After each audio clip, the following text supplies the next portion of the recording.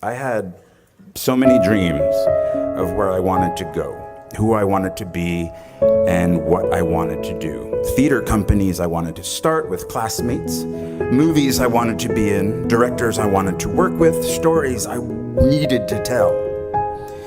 It might take a little time, I thought, but it would happen. When I sat there, 22 years ago, what I didn't want to think about is where I would be tomorrow. What I would have to start to do tomorrow. And I graduated in 1991, a great year, a time of resurgence for independent films in this country, a time of relatively affordable rents in New York City. See, I assumed that I could make a living writing my plays, acting way off Broadway, and hopefully, one day, join the actors I loved and respected in those independent films. TV? Oh, what? No. What, are you kidding me? No, didn't even consider that. I had much more class than that. Much more self-respect than that. Soap operas and shit. What I didn't have was cash, a bank account, a credit card, or an apartment.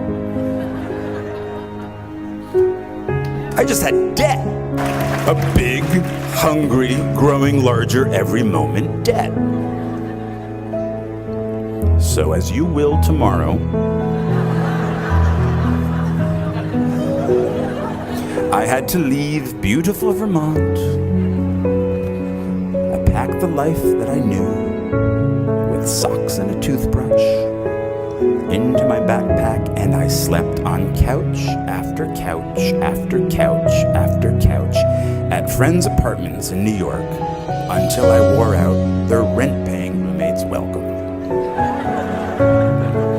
I didn't want a day job. I was an actor. I was a writer.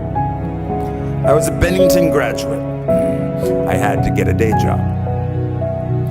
I dusted pianos at a piano store on Ludlow Street for 5 months. I worked on the property of a Shakespeare scholar for a year, pulling weeds and removing bees' nests.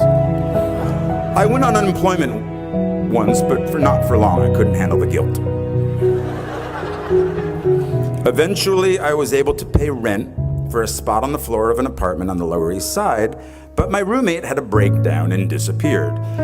He later resurfaced in a religious cult. I'm making this sound romantic. It really wasn't.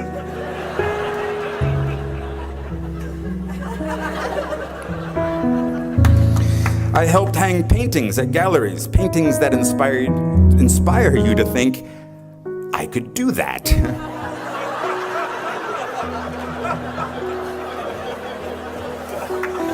And then, finally, after 2 years of job and couch surfing, I got a job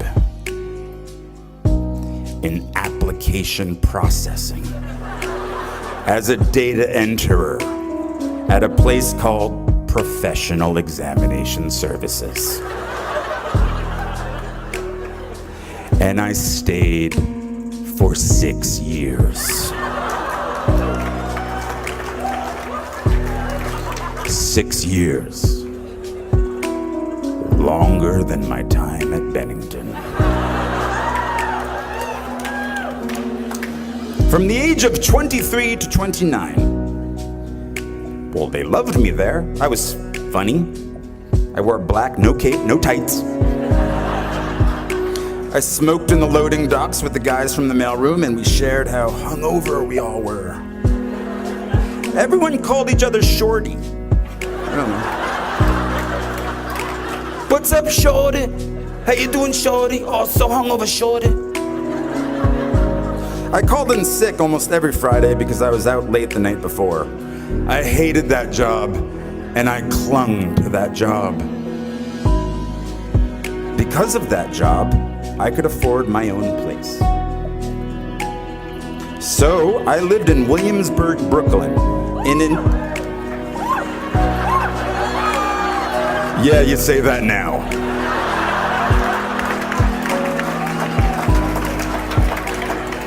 Oh, my kingdom for a time machine.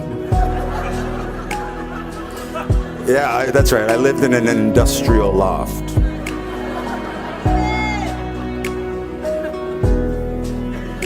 My rent was $400 a month. My dream of running a theater company with my friend and fellow Bennington graduate Ian Bell had died.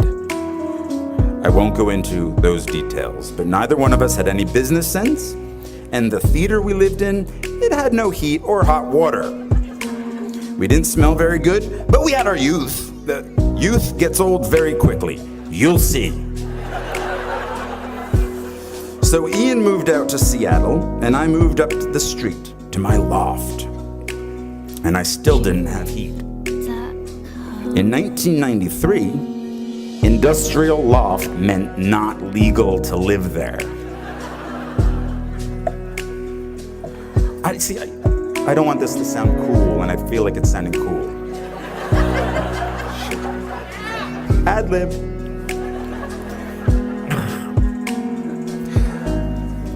But I did have hot water. Hot water in my bathroom, which a friend of mine using said bathroom once shouted, "It smells exactly like a summer camp in here." It was true. For some reason, in the middle of Brooklyn, there was earth in my shower. Actual earth. And then, oh look, mushrooms growing from the earth. But I was safe though. The Ideal Fire Control Company was right across the street where they make all the chemicals that put out chemical fires. I did not fear a chemical fire. I would be okay. And all those chemicals in the air were okay too, because up the street we had the spice factory. They made spices, and that just covered everything up in a nice cumin scent. I had a rat, but that was okay because I got a cat. His name was Brian, no relation.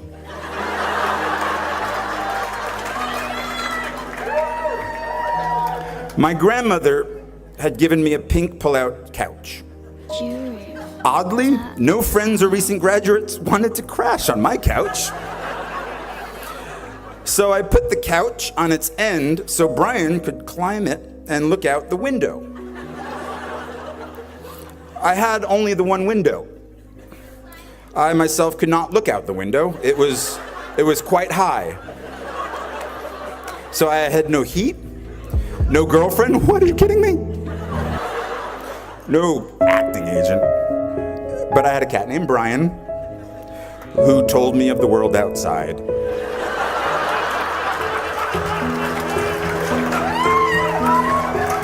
And I stayed for 10 years. No, don't pity me. There's a happy ending. When I was 29, I told myself the next acting job I get, no matter what it pays, I will, from now on, for better or worse, be a working actor. So I quit my position at the Professional Examination Services.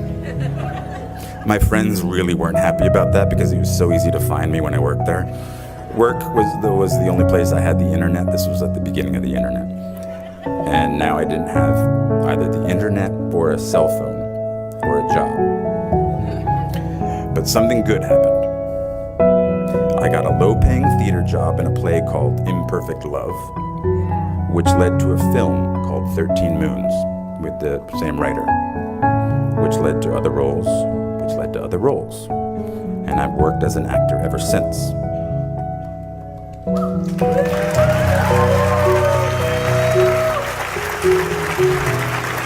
But I didn't know that would happen. At 29, walking away from data processing, I was terrified. 10 years in a place without heat, 6 years at a job I felt stuck in. Maybe I was afraid of change.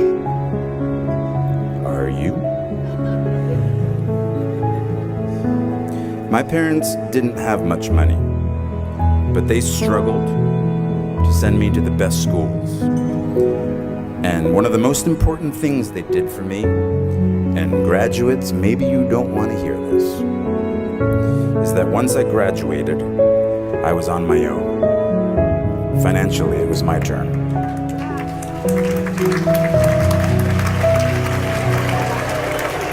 Parents are applauding, graduates are not. But this made me very hungry, literally. I couldn't be lazy. Now I'm totally lazy, but back then, I couldn't be. And so at 29, and at very long last, I was in the company of the actors and writers and directors I'd sought out that first year, that first day after school. I am by their sides. Raise the rest of your life to meet you. Don't search for defining moments because they will never come. Well, the birth of your children, okay, of course. Forget about it. I just 6 months. My life is forever changed, and that's the most defining moment ever. But I'm talking about in the rest of your life, and most importantly, in your work. The moments that define you have already happened, and they will already happen again. And it passes so quickly. So please bring each other along with you. Everyone you need is in this room. These are the shiny, more important people.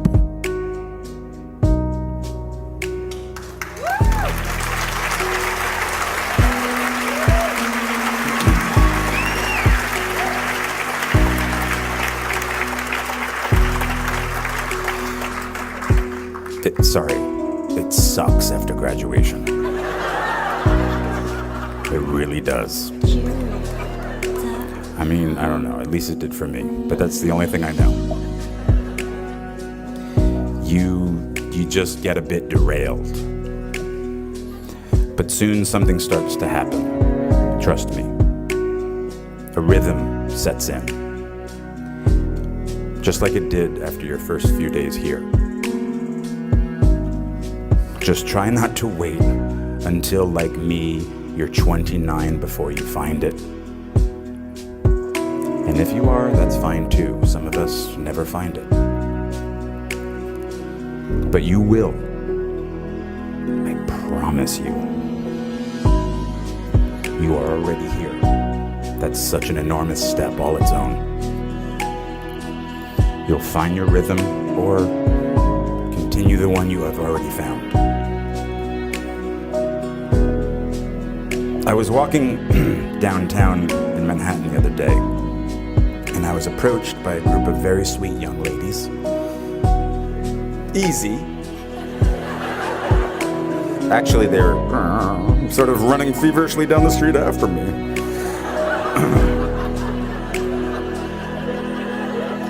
When they got to me, breathless, it was really, they didn't know what to say or couldn't form the words, but it came out that they were NYU freshmen, and they were majoring in musical theater. Of course, come on. They were like science majors. They were running after me. What musicals are you doing? I inquired. Well, one of them said, looking down at her shoes, we aren't allowed to be in plays our freshman year. Now, they were paying a very high tuition to not do what they loved doing. I think I said, well, hang in there. What I should have said was, don't wait until they tell you you are ready. Get in there, sing, or quickly transfer to Bennington.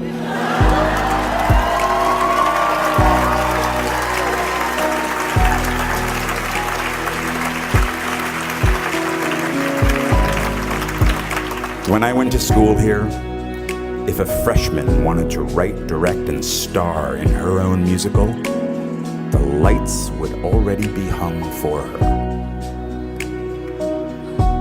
Now, I tell this story because the world might say you are not allowed to yet.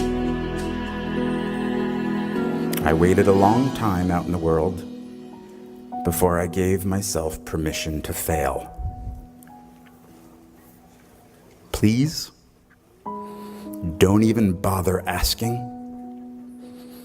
Don't bother telling the world you are ready. Show it. Jurrivh.com. Do it. What did Beckett say?